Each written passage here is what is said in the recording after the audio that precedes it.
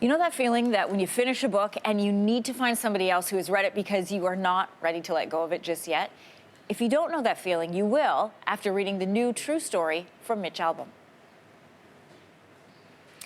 In this book, you're going to meet Chika, a little girl with a huge personality, living in a Haitian orphanage, diagnosed with what would prove to be an incurable and eventually fatal brain tumor. The long-lasting impact her short life has had on everyone who meets her, including the reader, shines through the pages of Finding Chika. And Mitch Albom is here to continue shining that light this morning. Welcome back to your morning. Thanks, Anne Marie. I will warn you that I found this book very difficult to get through without crying. Even after closing the book, crying again some more. So it's tricky to ask you these questions without a lump in my throat. Let's talk about Chika's personality, first of all. But before I do that, I just want to introduce viewers to this light that we were talking about. Okay. Twinkle, little star, how I wonder what you are. Where you are? No. What you are? Yeah. Sure. See, twinkle, twinkle, little star, how I wonder what you are. Come out tomorrow. And that is Chika. You call her a bossy ball of fire with a real stubborn streak. Yeah. That proved to be very beneficial to her throughout her short life. She was born 3 days before the earthquake, and on the third day of her life, she was inside a little cinder block house, and the house fell down, and she survived it. And that night she slept out in the sugarcane fields for the next 6 weeks. So she was born pretty tough. She's an incredible girl. She was diagnosed at 5 years of age, however, with a life-threatening illness, DIPG. Yeah. Doctors in Haiti said, whatever, I want to read this, there is no one here in Haiti who can help. So you took her on a medical journey to the US, to Germany, countless hospitals. What did Chika do to the family unit, to redefining your family unit? Well, everything, because my wife and I got married late, so we never had kids of our own. And suddenly we're in our late 50s, and here's this 5-year-old sleeping at the base of our bed, and all the things that come with a child suddenly, waking up in the middle of the night, throwing up on you, making breakfast, all the rest of the stuff. But there's also this ticking clock of you don't know how long she's going. We were told she would not live 4 months, but I refused to believe that because she was such a fighter. And so I said, no, she fights, we're going to fight. And she lived 2 full years. And they were the most amazing 2 years. They made us a family. And even though she didn't look like us or talk like us or come from us, she couldn't have been more a daughter to us than if she was the spitting image of my wife and me. There's a word that comes up throughout this story, and every time you read it, you take a breath, and that is nevertheless. What did that word mean to you? Well, doctors were constantly telling us you should take her home, let her die in Haiti. She's not yours. You don't have to worry. And there was a part in a medical report one time where they were writing it, despite the fact that she had all these things, nevertheless, the couple, meaning my wife and me, want to continue treatment. Nevertheless, and I felt like saying, what do you mean nevertheless? There's no choice here.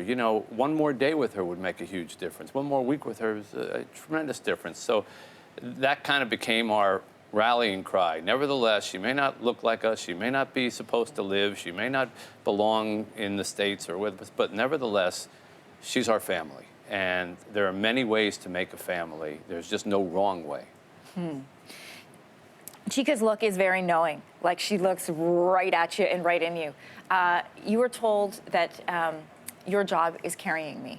Well, no, so we were, towards the end of her life, I had to carry her from place to place. Yeah. That was my job. I was her bus, And we were sitting at the table one time, and I looked at my watch. I realized I was late, and I popped up. I said, Chika, I got to go. She said, no, Mr. Mitch, stay in color. I said, no, Chika, I got to go. This is my job.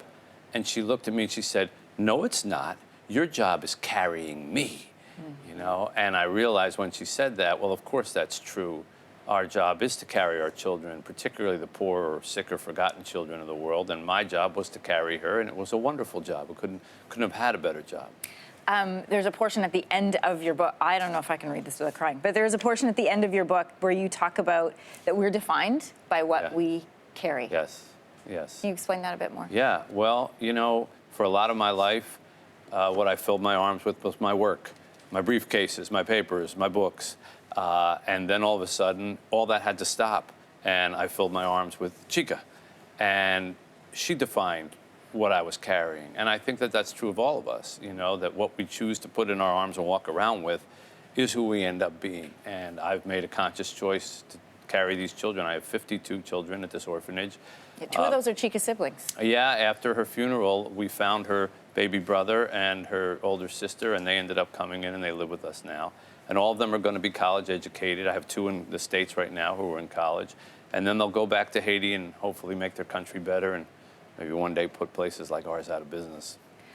She is a remarkable, I call her a young woman, but she's just a girl.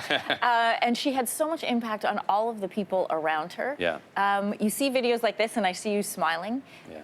When are the moments that she comes to you most clearly?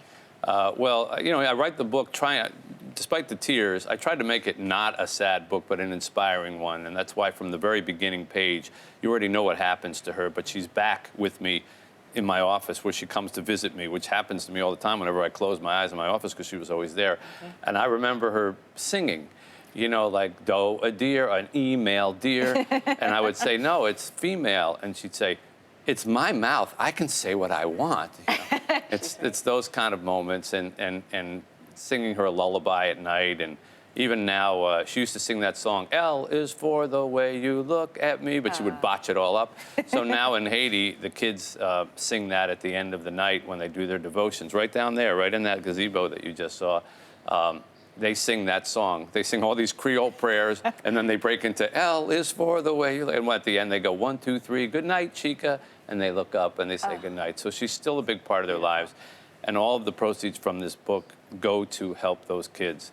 And so in a certain way, you know, I wrote it so she would have a legacy and she'd be remembered beyond her 7 years, but also that she would help her brothers and sisters, and that's what the book will do. And that is what she's doing now. Yeah. Mitch, thank you for coming back. Thank you for Nice to see sharing you, the Emily. beautiful story and the beautiful light of Chika with all of us. Thank you. A reminder to you, the book is called Finding Chika. Thanks for watching. If you like this, be sure to subscribe here. And you can check out more Your Morning videos right here.